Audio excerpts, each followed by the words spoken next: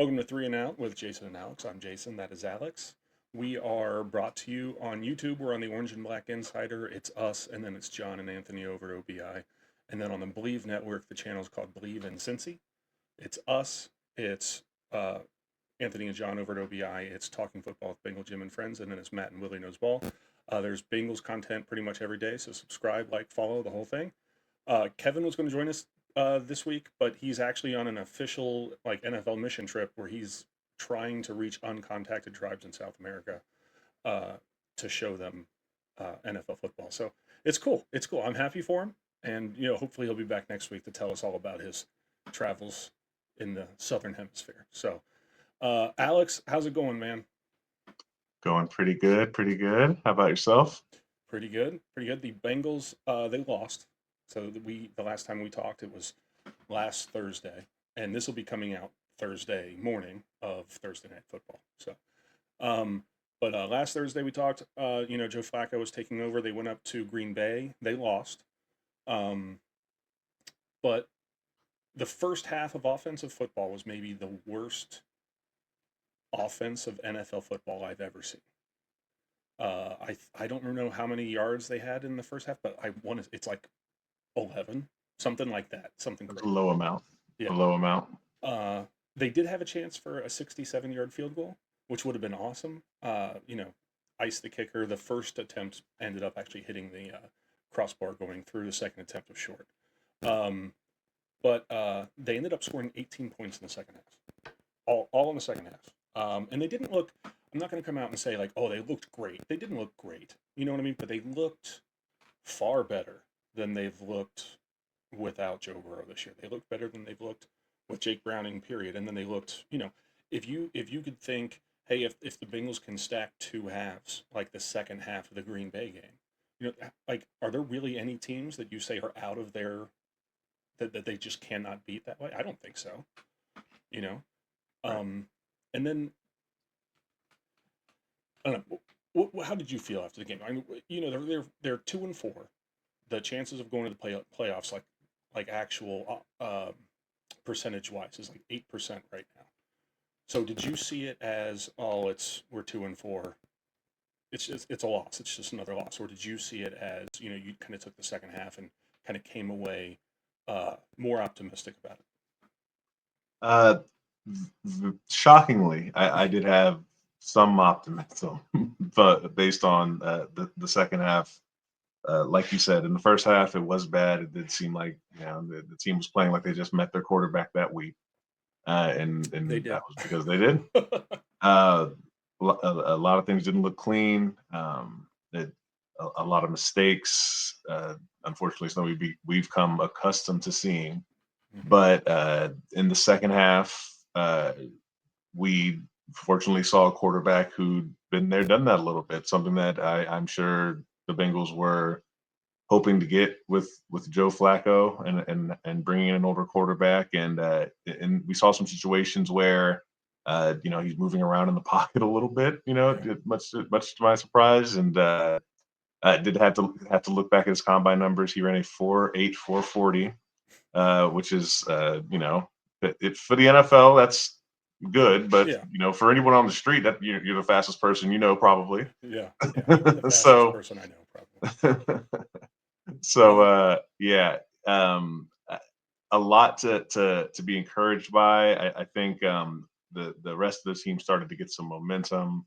mhm. Uh, Jamar Chase had a great game, got some catches, was moving the sticks, got some points on the board. So there was something to be encouraged by. I would say if they can put some second halves together, I don't know if they could be like any team in the NFL since this has been such a strange year Right. with injuries and uh, coaches, just everything going just a little haywire right now in the league. But as far as the rest of their schedule is concerned, with the Ravens coming up with injuries Mhm. and some of the other teams that are having some coaching issues and might have some turmoil down the line, there's opportunity there if they can really, get some chemistry and keep that momentum going. 100%. Um, yeah, if they could stack some halves, like we were talking about before we actually started recording, um, the best team remaining on their schedule right now is Buffalo. and then the second best probably is Pittsburgh. And then after that, we said maybe New England. Obviously, Baltimore with Lamar Jackson would be up there, but we don't know when he's going to be back. Um, I would assume probably by the end of November. Either way, Yes. this was a bad year to lose Burrow to an injury that's going to last the majority of the season. Just because, like you said, I mean the Chiefs are 3-3, um, and Buffalo's got a solid record. Pittsburgh's got a solid record, but like with the injuries, like you said, the injuries going around the AFC, this would be the year to like really one dominant team in the AFC would just, you know what I mean? Like it'd be, I feel like this is the year that if one team can go, I don't know, 13 and what is it, 13 and 5 now? Yeah, Mm-hmm. 13 and 5. That's good enough to Four. say Yeah. 13-4. Yeah, that's good enough to say that's the number one seed, and there's Right. no one's even close. You know what I mean? Yeah. This year, it's who knows with all of the injuries Yeah, and to your point, it feels like already like a what could have been yeah, situation if Joe Burrow could stay healthy, and the team could have had this chemistry with their actual starting quarterback instead of kind of scrambling at this point. right. It's like we talked about last pod. No team has scrambled to the point where they had to send a car 4 hours away to bring someone in. So, Yeah, yep, but the way the second half went, yeah, maybe they need to sell that quick that crash course in NFL offenses because yeah. it worked out pretty well. It did. I think one thing that really surprised me, um, and not to say like we knew Jake Browning was playing very poorly, but I think one thing that the second half showed with Flacco is just how much of that was on is on him. You know what I mean? Like I don't think that Jamar Chase or T Higgins were like, oh, we're only going to play well with Flacco. We're not. You know what I mean? Like it just he got the ball out quicker. He made quicker reads. He threw better passes. Um, yeah, after the first half was painful to watch. But I think like it's just hey, like you said, we just met this guy this week. You know what I mean? Yes. Yes. So you kind of get game speed, you get your feet underneath you, and they did okay. Um, Mhm. so kind of switching gears, they play Pittsburgh. We're recording this Wednesday night. This will go on Thursday morning. So they play Pittsburgh tonight. It's the home game. It's the white Bengal Tiger game. Uh, Andrew Whitworth is ruler of the jungle. Um, just exciting atmosphere, exciting game. The Steelers are 4-1. Bengals are 2-4. Do you think at week 7 in the season that it's safe to say this is a desperate must-win game for the Bengals? Absolutely. Yeah, Absolutely. yeah. Like I said, they're 8% right now to make the playoffs. If they lose to Pittsburgh, I don't know what it'll be, but it will be around 1% probably. I don't think they'll be Right. mathematically eliminated or anything like that. But if they don't win this game or don't figure out a way to win this game, I think. Well, we'll get to that. I'll ask you this question here in a few minutes. What obviously the keys to this game? Pittsburgh does a good job rushing the quarterback.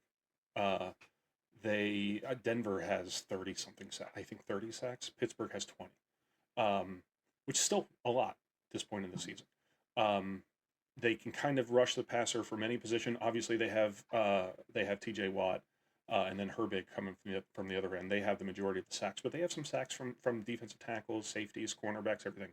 I think Mike Tomlin is probably the best coach in the AFC North, and maybe one of the maybe second best coach in the NFL after Andy Reid, possibly. You know? So he's up there. I would say Yeah. he's up there. Um, I so with a backup quarterback, Joe Flacco, right, and a defense that's not playing super well, just because a lot of young guys, stuff like that. I'm trying to think. Pittsburgh's got a tough defense, obviously. What is your biggest key of the game? Because for me, it's the ability to make sure Joe Flacco stays on his feet. That's it, 100%. That's it. If you can protect him, you can win this game. What do you think? I would definitely agree. I think that's a huge key. Like you said, the Steelers have a lot of great players in their pass rush, a lot of all pro players. And the Bengals offensive line has made, players that aren't all pro look that way at times. Yeah. So uh, we, this is one of those games where we don't want that to happen, especially not early. Right. We want to have uh, the offense have those opportunities to be able to gain momentum and get their feet on under them. Uh, Still not a full week of practice Right. with the short game, so Yeah. you know, hopefully they were able to cover more ground as far as the playbook's concerned, and as far as some scheme stuff, and because I have to imagine the Steelers are, their mouths are watering, Oh thinking yeah. about going after their, quarterback on the other side born in the '80s, Yep. as opposed to theirs, and they're going to want to keep, Aaron Rodgers up on their feet, the same way, and I think their strategy, I'm thinking, should be, trying to stamp out and keep it a low scoring game, and Yeah. Oh yeah. you know, I feel like first one to 13 type of a situation. right. I feel like that's like if you said explain Steelers football, like that's what it's going to be. We're not going to score a ton. I'm going to say take out the Ben Roethlisberger era out of this because he was a 5,000-yard passer a few times. Mhm. But um, I think typical Steelers football is we're not going to score a lot. We're going to manage the ball. We're not going to make mistakes. We're going to score 17 points, and you're going to score 10. You know what I mean? Like Right. that. I do agree.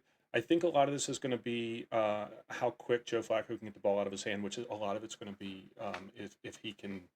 A lot of that's going to depend on how much the playbook, like you said, how much the playbook he's digested at this point.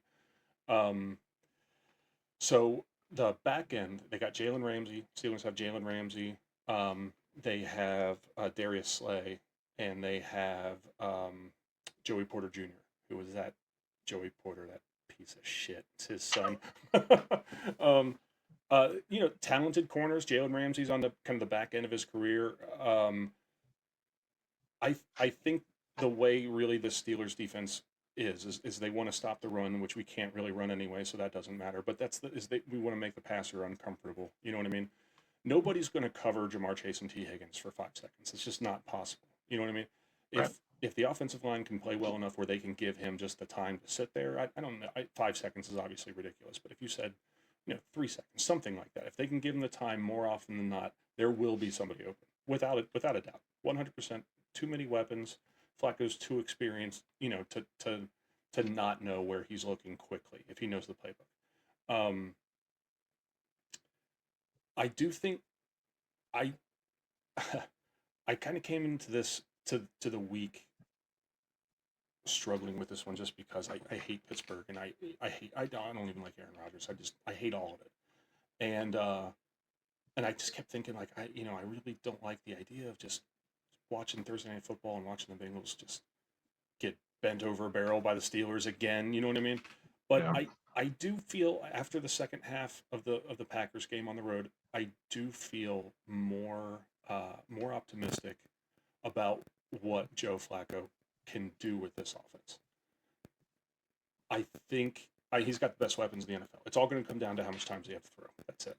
Obviously, I wish he had a better or he had a run game. I don't know. I don't know how that's going to work. I just don't.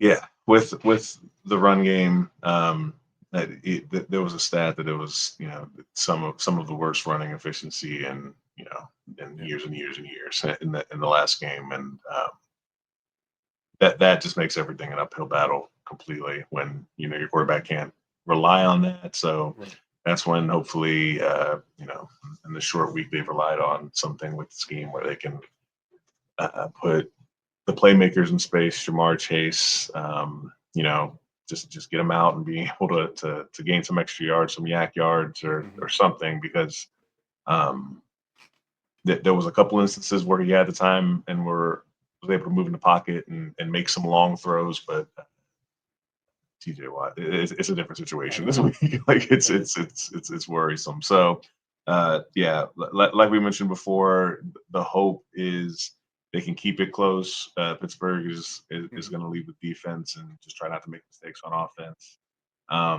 But we've seen other teams that have that mentality, and then it snowballs Yeah. and gets ugly. And like you said, you don't want that to see. You Yeah. don't want to see that against a rival like this. So uh, yeah, hopefully they broke out that binder in the car and went back over it and Yep. figured it out.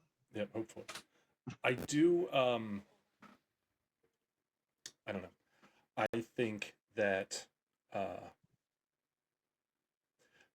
I'm excited. I am excited. I'm excited about this game, and I didn't think that I would be, just because the situation. And I think Pittsburgh's a good. I think that, like, again, I think it's the best coach team in the division, 100%. Uh, and we see how we've seen the coaching that Taylor's provided. You know what I mean? When things go wrong in Pittsburgh, they always seem to come out 8-8, 9-8, 9-7, whatever. When things go wrong here, we get the number one overall pick. Like, that's how that works. You know what I mean? Yes. Um, so I don't know. It's tough. I think a lot of this is going to come down to coaching. I do. I think a lot of it's going to come down to what kind of offense that Zach Taylor puts out there. I mean, I don't know about you. I'm worried about Al Golden's defense. I think that there are missing pieces. I think that they're missing a lot of pieces, really. Uh, I think that they should have addressed the cornerback position. Safe should have addressed everywhere, really. Um, but I I think that Al Golden's defense. I think they can get it done possibly, but they have to have the offense. The offense has to play well. If the offense is just not getting past midfield like they were in the first half against the Packers, they weren't even getting to midfield. If they can't gain a first down or two, and at least flip field position at the worst, you know what I mean? This Mhm. defense is in trouble, and that's just a fact. And they're going to go up against Aaron Rodgers and DK Metcalf, and if they have to, defend a short field all game long, they just won't be able to do it. And then there's another thing too is Trey Hendrickson left the game against the Packers early. He's officially questionable to go this weekend against the Steelers with a hip issue. If he does not play, Shamar Stewart is playing. So obviously, you would love to see Shamar Stewart and Trey Hendrickson on opposite sides of each other, and maybe you can see what that partnership can look like in the future. But if Trey Hendrickson doesn't play, that means somebody has to step up on the other side of Stewart, because if I'm the offensive line coach, or if I'm calling the plays for the Steelers and I see Shamar Stewart, and then I look at the other side, I'm like, oh, they have Joseph Osai and Miles Murphy, who've never really done much. I'm going to put if I am going to offer any help in the pocket, it's just going to be to keep Stewart away, right? I mean, that's how you're going to do it, right? Yeah, I would say so, and just try to keep him on his heels. Yeah, Inexperience. Trey Anderson has such a motor. Is going to be relentless to the quarterback, and we don't know what we have really so much with Stewart and some of the other younger players moved around the D line a little bit. Yeah, and so I don't know. We really just got to hope for the best yeah, sometimes with the defense. yeah, Also, very worrisome. We don't know what we don't see, yeah. as outsiders of the program, but we got a little glimpse into it with some of Logan Wilson's Oh, yeah, uh, comments about not playing in the second half and not understanding why. yeah, Uh, yeah, lack of communication doesn't bode well yeah, for anything, especially in these times where they're in these must-win situations. So yeah. uh, that you hope that sparked some conversations that got everyone feeling good and got them back on track. But Hopefully, you don't like to see things like that said to cameras. yeah. So he's not only is Logan Wilson a team captain, he's the highest paid player on the team, and he played 12 not snacks, 12 snaps to rookie Barrett Carter's 61. Uh, they The only snaps he played were basically in base 4-3 defense. Um, and then Barrett Carter also had the green sticker on the back of his helmet, meaning that he's getting the communication, the calls from defensive coordinator, which is typically Logan Wilson's job. They've said that they're going to keep this moving forward. Logan Wilson said something about the fact that he thinks that this was just to say we got to see what we have, and they do, Right. they do. Right. But you hate to see a guy who's been on the team for I don't know. He was drafted the same year as Higgins and Burrow, so 2020. Mm. So you hate to see a guy who's coming into his fifth year who's a team captain who gets just kind of like, hey, you're out. Why? Eh. You know what I mean? You Right. just don't like that. And it reminds me a little bit of the Carlos. Remember the Carlos Dunlap stuff? When Yes. in his last year, he's just Yes. benched for nothing, traded. Hmm. So a little bit frustrating. Right. And I do want to say,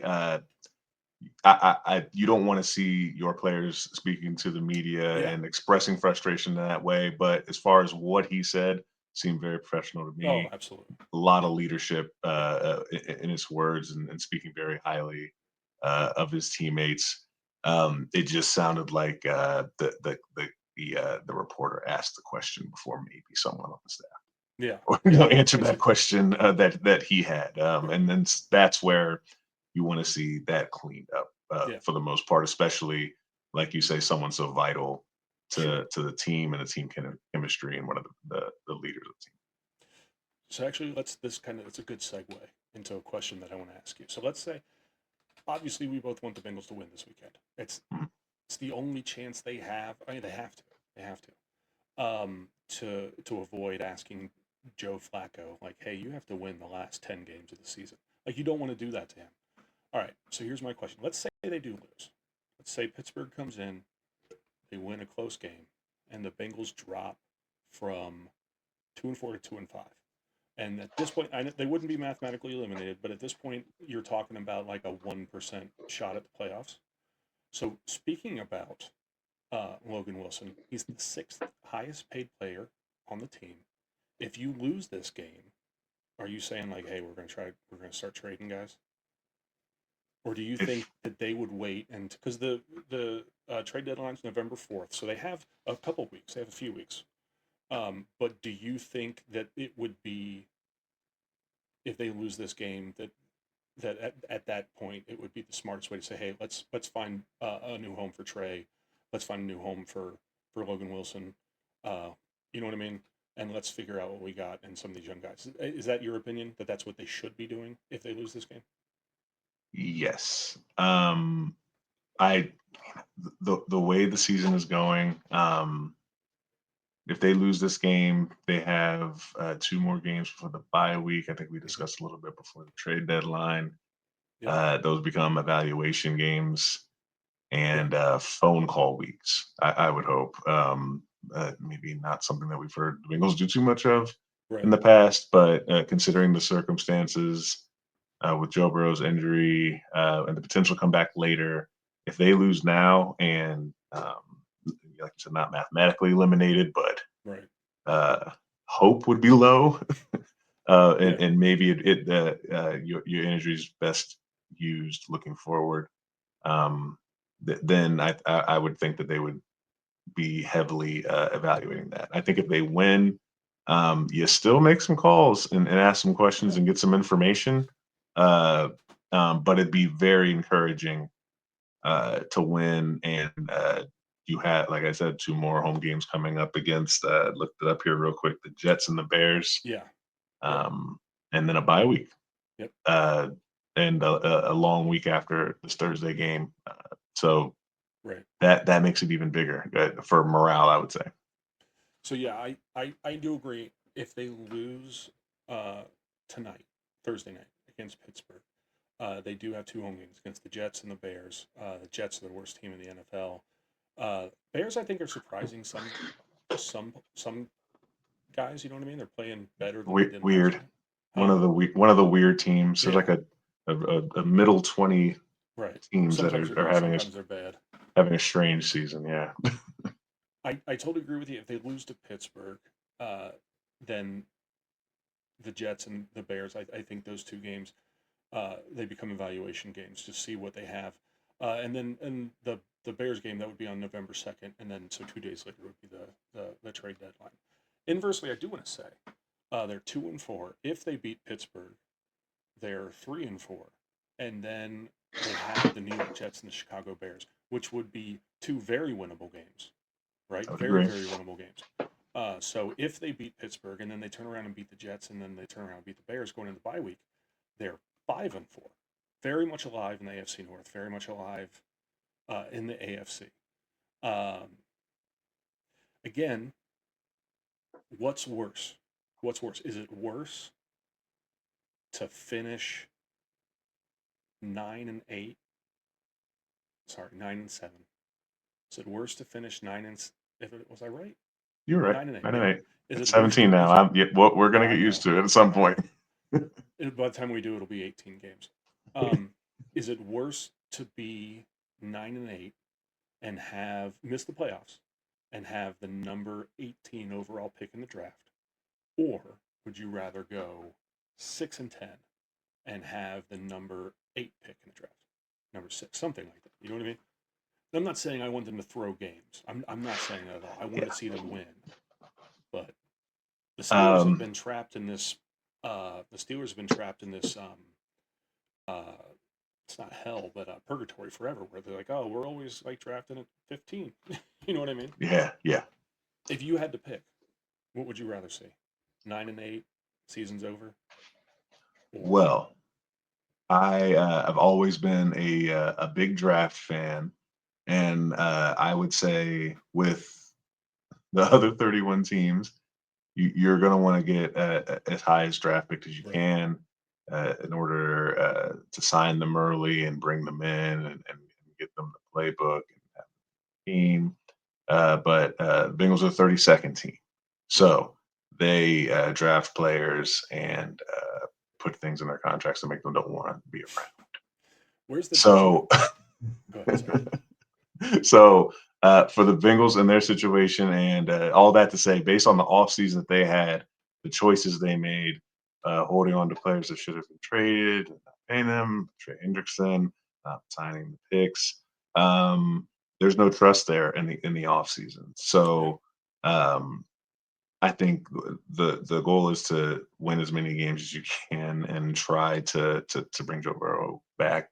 Yeah. Um, as far as who's coming in the draft. I watch a lot of college football. There's a lot of great defenders, but the way things shake up, nothing to tank Yeah. over, unfortunately. And there's not going to be, based on what we're seeing, a lot of teams tanking for quarterbacks this year, and there's a lot of teams dealing with injuries. It's a strange one. Yeah. So with the Bengals, I think they should take advantage of that. Let's get weird and see if Joe Flacco can rattle off some games and see what conversation we're having in a month. Be awesome. It would be awesome in a month to talk about like, oh, the Bengals are back in it. They're in it. Yeah, It would be awesome. It would be very cool. it would be Um, it would be fitting. yes, It would be fitting. it would. It would.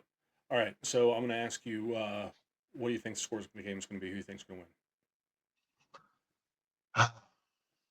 I'm gonna stick to that weird theme and go with a hot take. I'm gonna go with the low scoring game.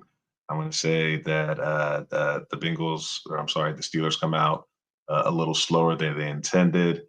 Uh, the the Bengals find a way to break through, maybe some chunk plays, some unexpected stuff. Let's say they win 17-14. Nice. I was expecting McPherson to say. McPherson gets that 60 burger back Oh, nice. Okay. to win I the like game. it. I like it. I'm going to say the Bengals win too because it just seems like something that would happen. You know what I mean? Just weird Like, optimism over here. yeah, like, oh, they've lost 4 games in a row and Joe Flacco's their guy. Yep. And they're going to Yeah. play the best team in the division and they're going to win. Just Yeah. like, do you remember when was that? 2020 after Joe Burrow got hurt when Ryan Finley Oh was hurt and yeah. beat the you know what I mean? Stuff like that. All It just makes smiles. sense. Yep, all smiles. Just makes sense that they'll win. I'm gonna say 14-10, two Okay. touchdowns to a touchdown. It just seems like a Pittsburgh Steelers Bengals score. All right. All right. So again, we're on YouTube on the Orange and Black Insider. It's us and it's Anthony and John over at OBI, and then on Believe Network, the channel's called Believe in Cincinnati. That's BLEAV. It's us. It's talking football with Bengal Jim and friends. It's Matt and Willie No Ball, and then John and Anthony over at OBI. You got anything else, man? Nothing else from me. I think we're all good. I think we're excited to See what happens. Yep, we're excited. Excited. Hopefully we're right and we're back here next week talking about how the 3-4 Bengals are gonna prepare for the winless New York Jets. Right? Winless? Right? Yes. Well, Yeah. no, by that time, who knows? Yeah. Oh yeah. Who knows? All right. Who Dey? Who